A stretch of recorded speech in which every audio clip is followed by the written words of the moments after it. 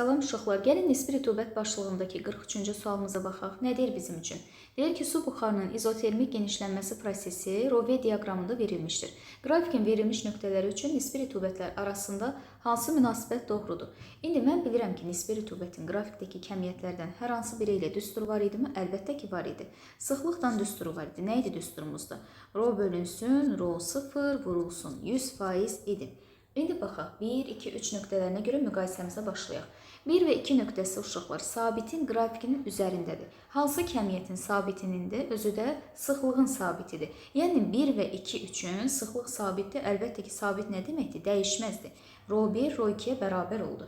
Keçdik indi 3 nöqtəsi üçün də gəlin baxın belə sıxlığa artıq. Gördüyünüz kimi perpendikulyar olmaqla 3 nöqtəsindən bir düz xəttimizi çəkdim, qırıq-qırıq xəttlərdən göstərdim. İndi sıfırdan biz bilirik ki, yuxarı qalxdıqca ordinat oxundu. Əlbəttə ki, qiymət neyinir? Artır. Məsələn, bura uyğun qiymət bizim bir 4-dürsə, bura uyğun qiymətimiz olacaq nə? 6. Təbii ki, onda sıxlıq harda böyükdürsə, nisbi rütubət də onunla düz asılı olduğu üçün orada böyük qiymət alacaq. Yəni 1-2 bərabərliyi də 3-dən nədir? Böyükdür. Nisbi rütubət üçün də eyni şeyi biz yazırıq. Fi 1 bərabərdir fi 2-yə.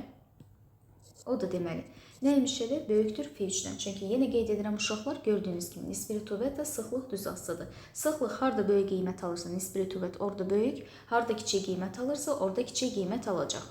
Bu da harda verilib bizə baxaq görək. Bunu da elə bizə B variantında qeyd edib.